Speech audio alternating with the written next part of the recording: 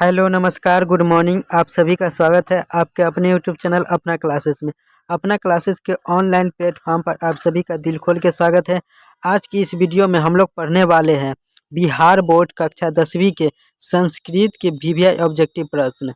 जी हाँ, आज संस्कृत का वीवीआई ऑब्जेक्टिव प्रश्न का सीरीज चलेगा। अगर आपको भी संस्कृत में अच्छे मार्क्स लाना है तो आपको ऑब्जेक्टिव प्रश्न को अच्छी तरीके से पढ़ना पड़ेगा, क्योंकि 50% ऑब्जेक्टिव प्रश्न पूछे जाते हैं। तो आपका 50 नंबर का ऑब्जेक्टिव प्रश्न रहेगा परीक्षा में। अब संस्कृत में भी आएंगे सबके 90 प्लस मार्क, तो हो जाए तैयार। अगर आपको अच्छे मार्क्स लाना है, 90 प्लस मार्क्स लाना है, तो ऑब्जेक्टिव प्रश्न को अच्छी तरीके से पढ़िएगा। तो हम ज़्यादा बातें ना करेंगे और क्वेश्चन की तरफ बढ़ेंगे। आप भी कमेंट करके बताइएगा कि आपका क्वेश्चन कितना सही होता है।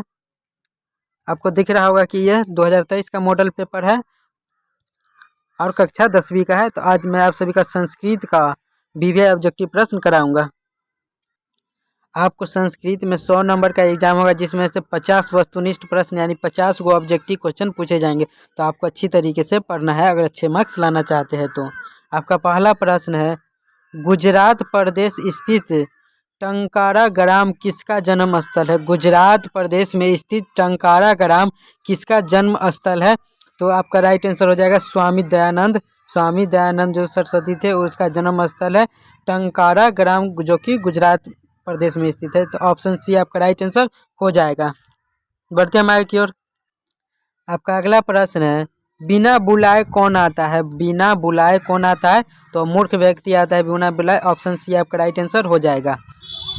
महंतारा भिक्षा याचे, यह किसकी युक्ति है? महंतारा भिक्षा याचे, यह किसकी युक्ति है? तो यह शक्र की। शक्र की, ऑप्शन सी आपका राइट आंसर इसमें हो जाएगा, शक्र की। बढ़ते हमारे की ओर। आपका अगला प्रश्न है, विजय भट्टारिका किसकी पत्नी थी? विजय भट्टारिका किसकी पत्नी थी? तो आपका राइट आंसर क्या हो जाएगा? चंद्रादित्य का। ऑप्शन ए आपका राइट आंसर हो जाएगा, चंद्रादित्य। ऑप्शन ए आपका राइट आंसर हो जाएगा। भट्टारिका किसकी पत्नी थी? तो चंद्रादित्य का। किस देश में देवता बार बार जन्म लेना चाहते हैं? किस देश में देवता बार बार जन्म लेना चाहते हैं? तो भारत देश में देवता बार बार जन्म लेना चाहते हैं। ऑप्शन ए आपका राइट आंसर इसमें हो जाएगा, भारत। बढ़ते हैं हमारे की ओर। घर में लगी आग को देखकर कौन लोग पलायन हो गए? घर में लगी आग को देखकर कौन लोग पलायन हो गए थे? तो आपका राइट आंसर हो जाएगा, धूर्त लोग। Option A. निरुक्त का क्या कार्य है? निरुक्त का क्या कार्य है? तो आपका राइट आंसर हो जाएगा, वेदार्थ बोध। निरुक्त का क्या कार्य है? तो वेदार्थ बोध। ऑप्शन बी आपका राइट आंसर हो जाएगा।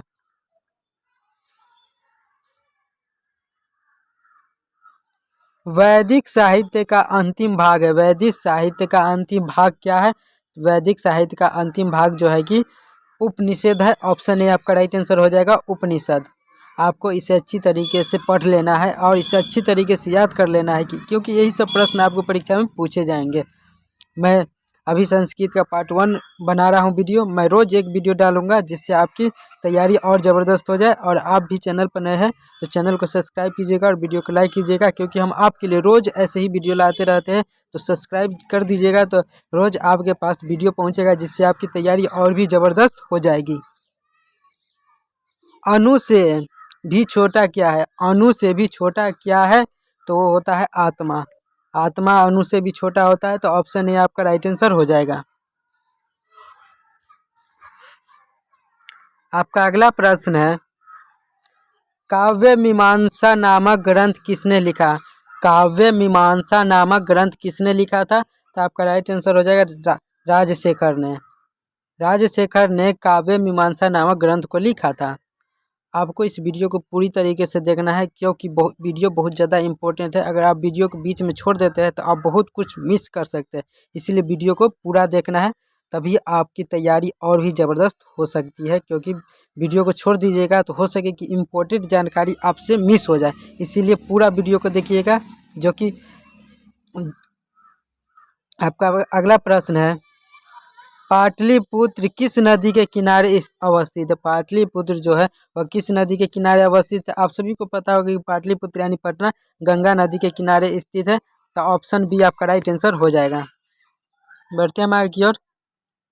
वीडियो को पूरा देखिएगा क्योंकि इम्पोर्टेंट जानकारी आपको अभी मिस नहीं होना चाहिए, क्योंकि एक ही महीना बचा है आपकी तैयारी के लिए। तो अच्छी तरीके से तैयारी कीजिएगा जिससे आपका मार्क्स अच्छे आ सके। विद्यापति कौन थे? विद्यापति कौन थे? तो आप सभी को पता होगा कि विद्यापति एक मैथिली कवि थे। ऑप्शन ए आपका राइट आंसर हो जाएगा, मैथिली कवि थे विद्यापति। पाटलिपुत्र के कौमुदी महोत्सव किस ऋतु में मनाया जाता है? पाटलिपुत्र में कौमुदी महोत्सव किस ऋतु में मनाया जाता है? तो आपका राइट आंसर हो जाएगा शरद ऋतु में मनाया जाता है। कौमुदी महोत्सव है जो कि पटना में मनाया जाता है, तो वो शरद ऋतु में मनाया जाता है। ऑप्शन बी आपका राइट आंसर हो जाएगा। यही सब प्रश्न आपको संस्कृत में पूछेगा। नीतिकारों द्वारा शत्रु किसे माना गया? नीतिकारों द्वारा शत्रु किसे माना गया है? तो आपका राइट आंसर क्या हो जाएगा? आलस्य को। नीतिकारों द्वारा शत्रु आलस्य को माना गया है। तो ऑप्शन ए आपका राइट आंसर हो जाएगा। देखिए संस्कृत का प्रश्न है तो थोड़ा टेढ़ा मेढ़ा होगा ही, क्योंकि संस्कृत है, लेकिन इसे अच्छी तरीके से पढ़िएगा और याद कर लीजिएगा तो कुछ भी नहीं है, अच्छे मार्क्स ला सकते हैं। क्योंकि टेढ़े मेढ़े क्वेश्चन संस्कृत में रहते ही है, लेकिन इससे भागना नहीं है, अच्छी तरीके से पढ़ना है इसे। महर्षि याज्ञवल्क्य की पत्नी का क्या नाम था? महर्षि याज्ञवल्क्य की पत्नी का क्या नाम था? तो आपका राइट आंसर होगा मैत्रेयी था। मैत्रेयी। ऑप्शन ए आपका राइट आंसर हो जाएगा। महर्षि याज्ञवल्क्य की पत्नी का नाम मैत्रेयी था। जनक की सभा में शास्त्रार्थ कुशल महिला कौन थी? जनक की सभा में शास्त्रार्थ कुशल महिला कौन थी? तो आपका राइट आंसर हो जाएगा गर्गी वाचकन्वी। ऑप्शन है आपका राइट आंसर हो जाएगा गर्गी वाचकन्वी।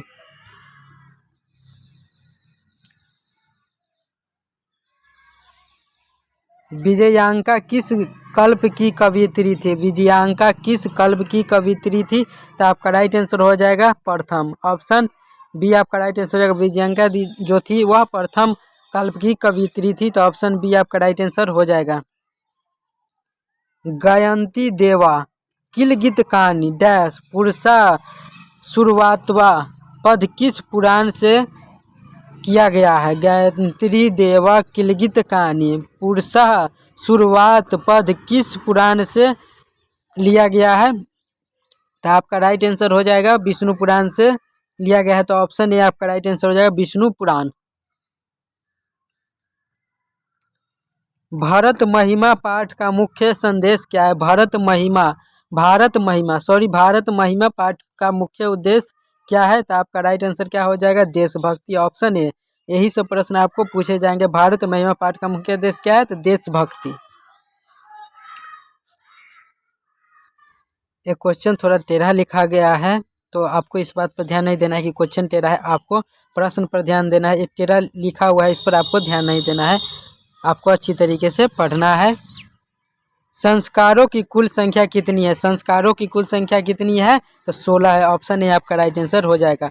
गोदान किस संस्कार का मुख्य कर्म है? गोदान किस संस्कार का मुख्य कर्म है? तो आपका राइट आंसर हो जाएगा ऑप्शन सी केशांत। ऑप्शन सी आपका राइट आंसर इसमें हो जाएगा। गोदान जो है कि केशांत संस्कार का मुख्य कर्म है। तो ऑप्शन सी आपका राइट आंसर हो जाएगा। परम तृप्ति किससे मिलती है? परम तृप्ति किससे मिलती है? तो आपका राइट आंसर हो जाएगा विद्या से मिलती है। विद्या से ही परम तृप्ति मिलती है। तो आप ऑप्शन ए आपका राइट आंसर हो जाएगा। देखिए हम कम समय में ज़्यादा क्वेश्चन को टच करेंगे, इसलिए जल्दी हम प्रश्न को करा रहे हैं, क्योंकि कम समय में ज़्यादा क्वेश्चन करेंगे तो आपके लिए अच्छा रहेगा। कम समय में ज़्यादा क्वेश्चन, और संस्कृत के क्वेश्चन थोड़ा टेढ़ा मेढ़ा होते ही है, लेकिन आपको अच्छी तरीके से पढ़ना है और चैनल को सब्सक्राइब करते हुए चलना है। नरक के कितने द्वार होते हैं? नरक के कितने द्वार होते हैं? तो 3 द्वार होते हैं। ऑप्शन ए आपका राइट आंसर हो जाएगा। करमवीर कथा का नायक कौन है? करमवीर कथा का नायक कौन है? तो आपका राइट आंसर क्या हो जाएगा? ऑप्शन ए राम प्रवेश राम। करमवीर कथा के नायक है राम प्रवेश राम। ऑप्शन ए आपका राइट आंसर हो जाएगा। छात्रों का तप क्या है? छात्रों का तप क्या है? तप यानी तपस्या, यानी छात्रों की तपस्या क्या है वही पूछा गया है। तो ऑप्शन ए यानी अध्ययन जो है छात्रों की तपस्या है। तो ऑप्शन ए आपका राइट आंसर हो जाएगा। छात्रों की तपस्या अध्ययन है। तो ऑप्शन ए आपका राइट आंसर हो जाएगा इसमें। स्वामी दयानंद के द्वारा आर्य समाज की स्थापना कब हुई थी? स्वामी दयानंद के द्वारा आर्य समाज की स्थापना कब हुई थी? तो 1875 ईस्वी में हुआ था। ऑप्शन बी आपका राइट आंसर हो जाएगा। 1875 ईस्वी स्वामी दयानंद सरस्वती द्वारा आर्य समाज की स्थापना 1875 ईस्वी में किया गया था। विरजानंद किसके गुरु थे? विरजानंद जो थे वह किसके गुरु थे? तो आपका राइट आंसर क्या हो जाएगा? स्वामी दयानंद के थे। विरजानंद जो थे स्वामी दयानंद के गुरु थे। ये बहुत VVI क्वेश्चन है ये सभी, तो आपको अच्छी तरीके से पढ़ना है। विरजानंद किसके गुरु थे? तो स्वामी दयानंद के थे। स्वामी दयानंद का परिवार किसका उपासक था? स्वामी दयानंद का परिवार किसका उपासक था? तो आपका राइट आंसर हो जाएगा ऑप्शन ए शिव का उपासक था। स्वामी दयानंद सरस्वती के परिवार जो थे वह शिव के उपासक थे। तो ऑप्शन ए आपका राइट आंसर हो जाएगा इसमें।